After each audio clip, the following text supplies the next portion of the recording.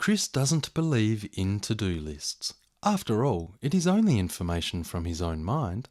But because Chris keeps forgetting to do certain tasks each day, his work compounds, and instead of his workload for the week looking like this, with a balanced workload each day, his workload for the week looks more like this, with forgotten tasks being added on to the next day and having a snowball effect on his workload. Nelson is having a few productivity issues. Here is a chart showing Nelson's energy levels for the day and highlighting his biological prime time.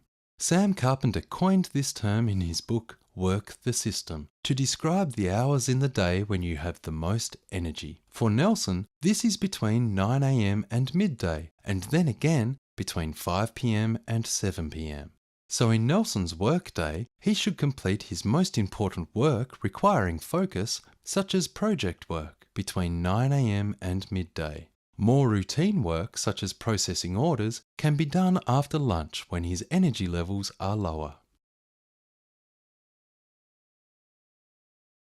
Carrie has a big work task.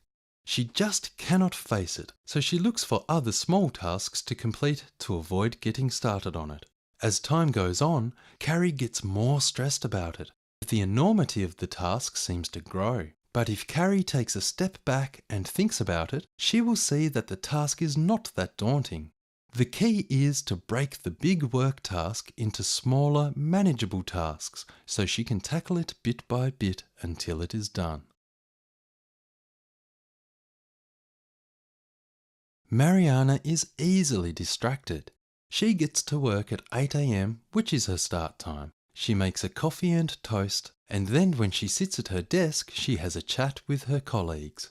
At 9 a.m, another of Mariana's colleagues comes in to start work. Mariana stops for a chat before getting up to take her breakfast dishes back to the kitchen, where she stops for another chat with another colleague.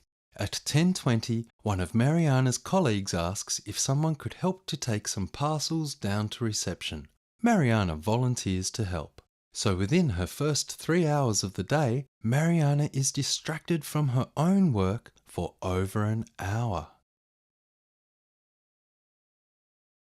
It is 9 a.m, which is a great time for Nick to start on some project work, which he will work on until late morning. However, during this time, Nick also makes phone calls, answers emails, goes on a fact-finding mission for a colleague, and answers questions from workmates. By multitasking, Nick is not focused on his project work, which reduces the time spent on it and compromises the quality of his work. Nick needs to eliminate his distractions and focus on his important work.